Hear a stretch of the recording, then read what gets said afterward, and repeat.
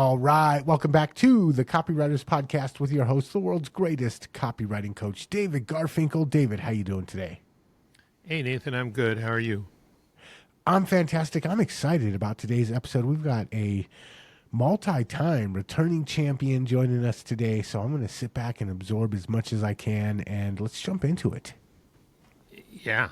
So our returning champion today, Dr. Doug Pugh, is well known in two different worlds. The world of high-powered copywriters for online courses, where he's done many 6- and 7-figure launches, and the other world where Doug is known is that of music. He's a composer whose work was actually performed at Carnegie Hall, and he wrote an opera that was performed at the Kennedy Center. These worlds overlap in certain ways sometimes for Doug, and that's what we're going to talk about today. Doug's written copy for music businesses like Creative Piano Academy, Lauren Bateman Guitar, Become a Bassist, and J209, an a cappella singing group he helped grow their Instagram following to over 15,000 in a couple of months. Most of his work for these businesses has been to create sales, and as you might expect, selling students into an online music instruction business, online music lessons, is different in some ways than other types of copywriting.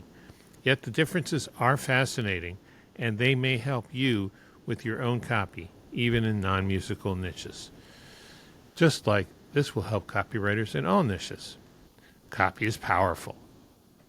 You're responsible for how you use what you hear on this podcast, and most of the time, common sense is all you need.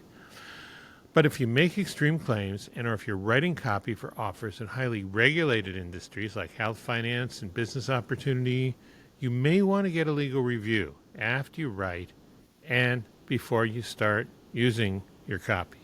My larger clients do this all the time. Doug, welcome back. You know, this is your 6th time back, returning champion. Oh, thank you. I didn't realize it was 6. Wow. I feel honored. Thank you.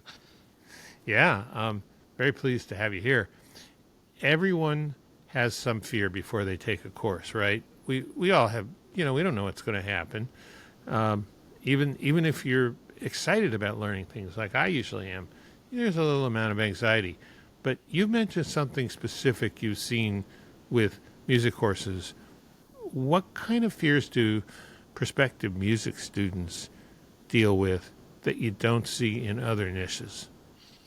Yeah, one of the biggies has to do with stage fright and embarrassment. You may get this also if you're selling a speaking course or something. You know, there's the funny saying, what are people more afraid of than death? Public speaking, right? And it's very similar with music. I mean, whether you're a little bit older, maybe retired, and you just want to play around the campfire, or maybe just play the piano at home, at a certain point it goes from playing for yourself to other people are going to hear me, or other people are going to see me. And that's a big increase, a different kind of fear. You know, I've taken courses in like QuickBooks or in, some other things that are super helpful because I have fears about getting my bookkeeping wrong. But that's a very different fear than I just played the wrong chord and sang the wrong lyrics in front of people on stage. It's a different kind of fear. It's social embarrassment you're talking about, right? For sure. Yeah, it's kind of like the John Caples ad, which, he started with that idea of possible social embarrassment. They laughed when I sat at the piano, but when I started to play, it's a different kind of embarrassment.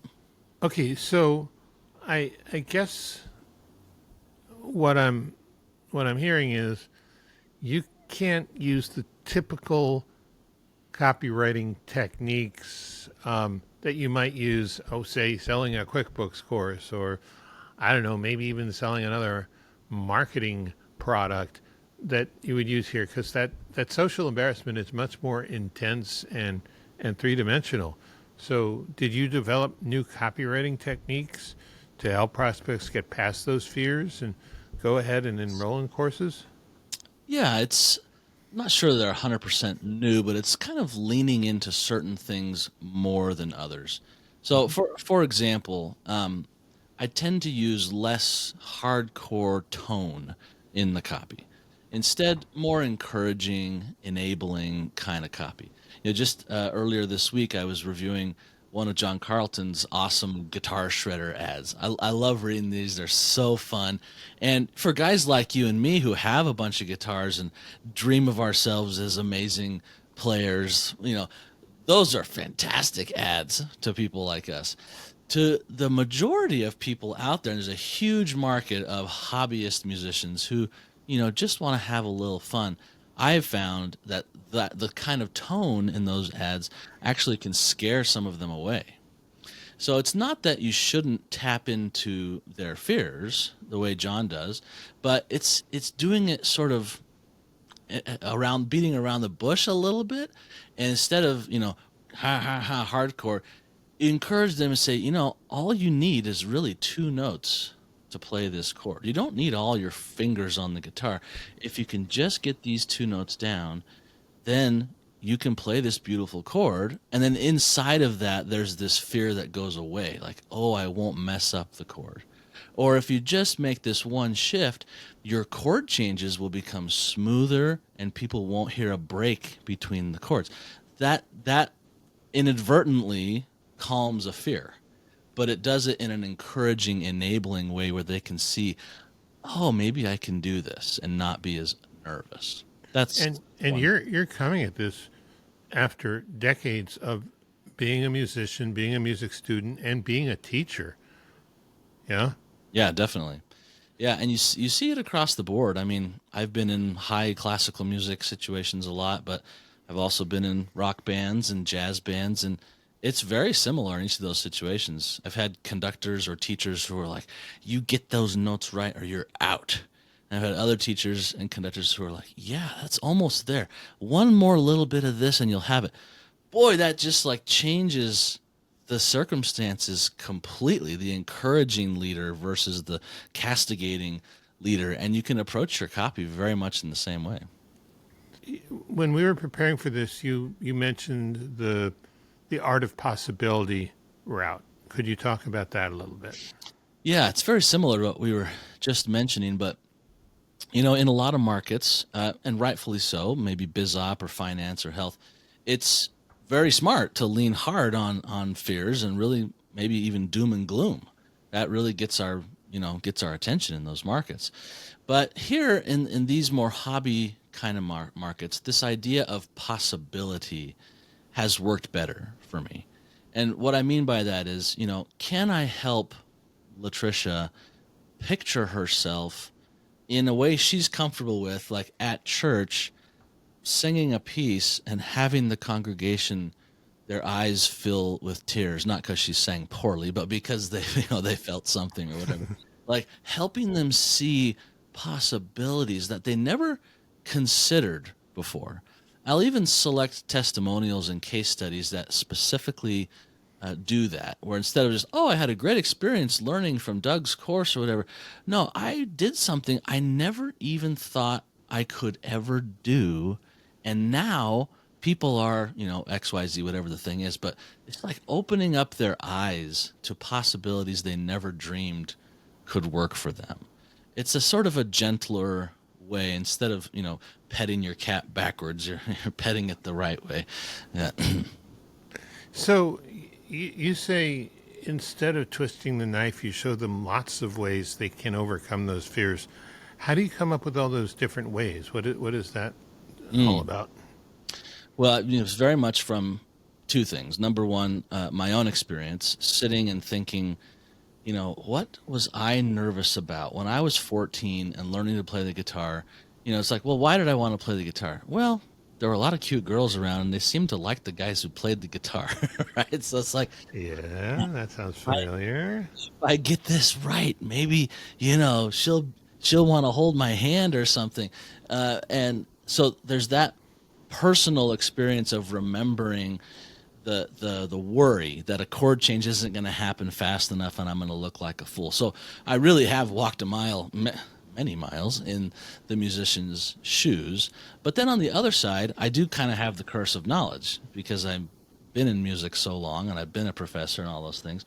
So I interview these people and really try to come at it from their point of view without assuming that I know what they're feeling, and really, ask questions that they can give me situations where, this my arthritis made this happen, or my whatever. There's a bunch of ways that through interviewing these different ideas come up. So I sort of collect those from both sides, and then as I'm describing these possibilities, I weave in these different things like, oh, Jane had the arthritis in her thumb and couldn't make the shift on the guitar. But when she learned this thing, she didn't have to worry about that shift anymore. She could play it in the same position and not have to worry. So picking out those little tiny things that call back to you won't need to be embarrassed because this is actually easier than you think. It's all kind of connected. Art of possibility, the little details, but it's in a soothing kind of a way that they feel empowered. That sounds really good. What about demonstration? You said there are two different kinds of demonstration that you use instead of just testimonials and case studies. Yeah, definitely. We all know the famous Claude Hopkins quote that the most powerful form of proof is demonstration. It's very true. Yes. And in courses like this, it can be really hard to give people a test drive, so to speak. But, the thing we tend to lean on are stories and case studies and testimonies. Those are great. But there's a second kind of proof that I have found even more effective, and that is having them test something out for themselves in the copy itself. So, for example, one of my music courses, right on the sales page, I give them a little tip about how to use a couple of chords. And I'd say, go over to your piano, play this hymn that you're familiar with, Amazing Grace or whatever, and then on this word, add this additional note in the right hand and see how it changes things. And that they can stand up and walk over to their piano and test it for themselves. That goes a long way. It gives them a little peek into, again, possibility. So I tend to work hard to find a way to do that with my clients, so they can test it out. Yeah, and it sounds like you're giving them, how do I put this, a test that requires minimal effort and action that gives maximum wow factor, maximum surprise, maximum awesome, feeling, right? Yeah, which is kind of the magic of a lot of these music courses that I've worked with. Nothing is perfectly easy. We all wish we had a magic pill and could wake up being Van Halen. I would love that. But it's hard work no matter what you do. But if you can get it down, a tip or an instruction down to, like you said, one little thing that can yield a lot of possibility, that's so great because their belief goes up. And that's the thing with this. If I can give them one little tip, they go over to their guitar and they try this, their belief just notched up. And if I can get their belief to notch up even before they've purchased, that's fantastic. And it gives them the hope that, wow, if I'm starting to believe myself while I'm reading the copy, what's it going to be like once I'm in the course? Gives them hope. Okay. So you talk about a shoulder-to-shoulder email approach, too. Never heard that before. What do you mean by that? Yeah, our inboxes are so full and so many emails are just transactional, especially this time of year. This time of this recording, it's right before Black Friday. And get my offer, buy my thing. Okay, I know we kind of have to do that. We're businesses. We need to put ourselves out there, but it's not very friendly. It's not very helpful or empowering. So in these kind of niches where I'm working with mostly hobbyists and they're there to enjoy themselves and have fun, I like to imagine myself as I'm writing an email, like I've come over to Margie's home and I got my guitar out and she's got her guitar out and we're just playing and we're enjoying ourselves and having a conversation and say, oh, hey, Margie, I love what you did there. You know what? If you just add your pinky to that fret right next to where you are, you're going to get this additional sound. You're going to love it. Just try it, And so it becomes this sort of camaraderie feel and relationship building. Now, this doesn't mean that you can't sell in every email. Of course, I think you should sell in every email. But if you lead with this kind of shoulder to shoulder friendship, relationship kind of thing, and give them a win or a belief, then at the end of the email, all you have to do is mention, if you want some more of this, this might be perfect for you. Come check it out. You don't have to hard sell. This works really well in these kinds of hobby niches. Yeah. Yeah, especially since, like you mentioned before, people are so nervous about it to begin with. Not everybody and not in every situation, but ultimately where it's leading is in front of other people, and that is where they get nervous. Yeah, and that's really the bigger market. There are courses for specialists.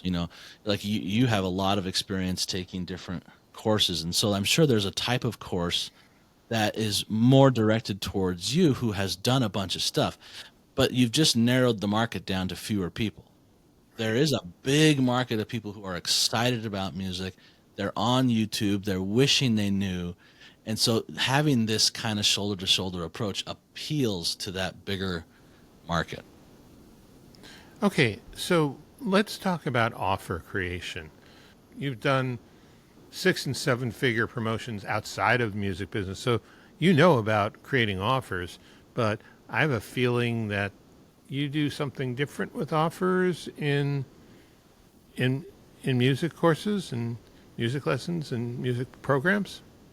Yeah, one of the things that maybe is a little bit unique about me, I'm not sure, but is that I don't just write for music businesses, but I run my own music business. So I'm selling my own courses and programs. So it's a fun testing ground to see what techniques are working, and then I can take those to my clients. But when I'm creating an offer, there's a couple things I really like to think about. One of them, excuse me, is having some kind of hybrid experience. Now, we've been seeing this more and more with other types of courses, but it's very applicable in music. What I mean by hybrid is it's not just turn on the how-to video and I'm done. It's a combination of, okay, there's pre-recorded content about whatever the thing is, but then there's a feedback element. There's a group element where we meet once a week and discuss what you just worked on, almost like open office hours. So in my flagship course, which is it's a course to teach people to write church songs for children, I've got a whole bunch of pre-recorded content. It's divided into 4 sections. First, we write our lyrics, then we write our melodies, then we write our chords, and then we write the piano part, and then we're done. It's over 8 weeks. Well, they all watch the content for the first 2 weeks themselves, and there's an assignment or 2, and then they come to the live call, and we work on it together. So we get a chance to be there with them and help them apply what they've learned. There's a lot of ways to do that. You can do it yourself as the course creator. You can have a coach on your team, but giving them that extra feedback experience is really great. And it's not often the first thing we think of in info businesses. I'll just pile more info on them. Yeah, we're so used to that now. It's becoming like, are they even going to finish it? I have never once in 5 years had a student not finish or complete a song in this flagship course of mine. And I think it's because of the hybrid experience. So that's interesting. And yeah, you're probably right. It is.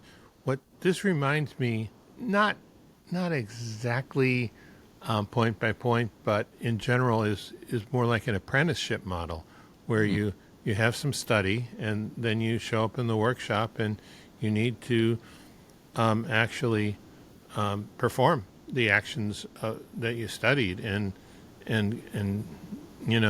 depending on the mood and the personality of the mentor, either be harshly criticized or be supported in getting better at it. And that's not exactly what you're doing, but it seems closer to that than the typical online, data dump model that a lot of people use. There's a lot of similarity there. Yeah, I do have some offers that are one-on-one, more of a mentor experience like that. But this flagship one, there's another element to what you were just saying that I found really it was surprising. I didn't realize this was going to happen. When I started this hybrid model, in the live gatherings, I take one person at a time and I'll spend, 5 minutes looking at their melody here and 5 minutes. And I thought to myself, oh, the other people in the room are going to be bored because I'm not working on their assignment. That was completely the opposite. Everybody was glued because they were learning from me working on other people's stuff. And so that is a really great additional element of the hybrid thing. On top of that, it kind of reminds me of, Russell Brunson always would say, if you do a webinar every week and you change it and make it better each time and do the feedback loop, you're going to be doing great because you're continually reiterating. This kind of takes that to the next step because not only am I learning what's engaging the students, but they're telling me because they're watching me work on other people's stuff, and they'll stop and say, I've never heard that. What did you mean by that? And they learn this other stuff that I just do because I'm a composer. I don't often think about it. But that's a nice benefit of this hybrid model. Works well. So that's one thing. There's another thing you talk about where you create a video of yourself or you create a video of the instructor. Like maybe you could talk about Joe Sikora and his piano courses, where they're doing the thing that they're teaching, so that the students can see that thing being done in action rather than just being taught. They actually see a demonstration. Absolutely. So with Joe's course, Joe's a client of mine that runs Creative Piano Academy. He has this wonderful course called Sit and Play. You don't have to read music. Just with these patterns, you can learn to play, come up with beautiful music. Well, he'll teach you a short little video lesson about, okay, with these 3 notes in the right hand and this 1 note in the left hand, try this pattern and you're going to be able to make up some beautiful music. And then in the next video, there's always a second video with each little lesson, and it's called a play-along video, where Joe sits at the piano and he demonstrates what he just taught. And then he says, okay, now I'm going to basically provide a backing track for you to play it with me. And he has this cool little widget where you can slow the tempo down, play it as slow as you need to, or speed it up. And it's like you're practicing with your teacher, but he's in the UK and I'm in Utah. It's so cool. It gives you this experience of sitting together. It's kind of like the shoulder-to-shoulder email idea, but in the learning process too. In my songwriting classes, I do the same thing where I'll teach them, okay, this is how we're going to harmonize the melody. Here's the assignment. I've given you all the instruction. You have the tools to finish this now. And then I'll make a separate video where I pull up the exercise and I complete the homework myself live on the screen, like with my iPad. And I'll talk about, this is why I chose this note here because of this and because of this. And that adds a whole other element to their learning experience where, again, it's like sitting with me and having me talk them through as they learn. Yeah. In the time we've got remaining, I'd like to cover a couple things. First, if you could just give us a couple minutes on what you do differently in music education memberships, different from other niches. Yeah, the the reason people churn out of memberships or cancel is because of content overwhelm. And that's true in every single market. In music, it seems to be even more true because, again, I think it's this kind of stage fright thing like that. That's too much for me to handle. I just need one thing at a time or I'm not going to get this. So I like to have little milestones in my membership where, okay, it's November 2025. This month, we're going to get one thing and I'm going to teach you about it and then I'm going to create a little challenge for you. So your goal is that by the end of the month, you have completed this little challenge. And this is so helpful for them because it feels like a stepping stone. I made a little bit of progress. They already know that music is a long time pursuit, but if they can't see themselves progressing on a regular basis, it's like, why am I paying for this? I'm not getting anywhere. So if you really chunk it down and just give them one thing that they can legitimately do, that works really well in membership and music. And then after after a few weeks or a few months, they've actually accomplished one of the things, but they've done it one tiny little piece at a time, right? Right. Yeah. And eventually they're like, look what I've done. One of my students recently had one of her songs picked up by a church magazine and published. And she was like, I never even thought I could do it. But it was like little piece by little piece because she had these milestones until, wow, big result. Yeah, and I guess if you practice with the milestones, eventually by habit, you sort of combine them and speed up and you start getting done faster, but it's not nearly as intimidating in the beginning, right? Absolutely. Absolutely. Yeah, I mean, the power of breaking things into small consecutive pieces is a skill in and of itself. And It's hard to do. It takes time, but it's worth taking that time as you're creating the offer because you will get better results. for sure. And how do you offer stack? How do you provide a series of offers different than you would in other niches? Yeah, a lot of niches have many offers. In my experience, a lot of these companies that offer many things, they don't seem to have much connection to each other than a general connection. But the more you can stack your offers in a way that feels again like I'm actually progressing and seeing myself take steps forward, the better. So one example, and this is not always possible in every music business, but something that I do is I'll say, okay, you're coming into my world for the first time. You need a basic chords class. Like, let's just learn our chords, and it's like times tables. You just got to know that this is the times table. All right, they learn that, and then say, well, what's next? Okay, well, now we're going to take what we just did there, and we're going to use it in the creative process and write a song with it. Whoa, at first they're like, what? But it's like, you have knowledge, now let's make it applied knowledge. And then they have this result of like, whoa. So it's like sharpening the saw and then actually cutting down the tree and then coming back and sharpening again with a little more and then going back to the create. So I have them on this sort of ping pong path of learn a bit, put it into practice with creativity, come back, learn the next thing, go back. And that has worked really well with my students. Yeah, and I guess people like it because they feel smarter, but they don't feel overwhelmed by theory and detail because they're seeing some results, and there's a certain amount of transformation and growth and pride and all of that, right? Yeah, definitely. Yeah.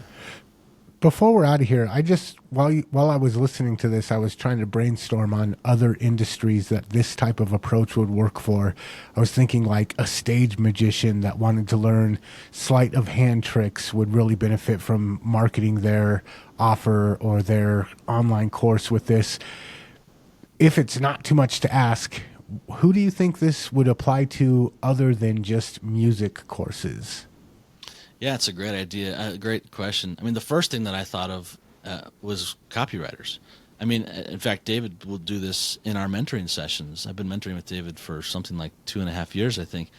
And, at first we were really like, okay, we need to learn these things and then go read an ad and find the things in the ad. And then come back and do some more and then go find. That was so helpful because I'm seeing this little step-by-step progression. So I think any kind of skill building, you can apply some of this. And it's not going to be the same in every niche, of course, but maybe it's filmmaking. Okay, if I wanted to become a filmmaker, I don't know which camera to pick. It feels so overwhelming, and but all right, we're going to learn this one like aspect ratio thing. I'm just making this up. I don't even know what I'm talking about. And then go try it, right? Like you can do that there. I think you can really apply this to many different how to learn a skill niche. That's where I think it can work. I like that. I also wanted to bring a focus to the group membership aspect of it. David and I were involved with the AI copywriting mastermind a while back, and one of the great things about it is we had weekly calls and we had hot seats where people could bring in their project, and a lot of times looking at somebody else's project from the outside view would help me understand things about stuff that I was working on in a way that I hadn't even thought about it before, that I wouldn't have gotten if I was just watching videos or working with somebody one-on-one. Having somebody with a completely different project, a completely different need, and being able to sit there and watch them go through the process unlocked a bunch of things for myself. So a bunch of gold in today's episode. Thank you for coming on and sharing this with us. Thanks. Happy to be here. People want to get in touch with you. What are the options? Yeah, you can over to my website, which is Doug Pugh Copywriting. That's P-E-W. Or you can just email me at doug@dougpughcopywriting. I'd be happy to .com, and I'd be happy to chat with you. Yeah, and also you've got a music business people can check out if they want to see how you do it, right? Right. It's called Latter Day Musiversity. So just all one long word, latterdaymusiversity.com, and you can see what I'm up to there. Sounds great. Thanks again. And we will make sure to leave links to all of your sites in the show notes over at copywriterspodcast.com. So if you enjoyed this interview, you want to follow up with Doug, the easiest way to do that is head over to copywriterspodcast.com. And until next time, we will catch you later. Catch you later. And thanks, Doug. My pleasure.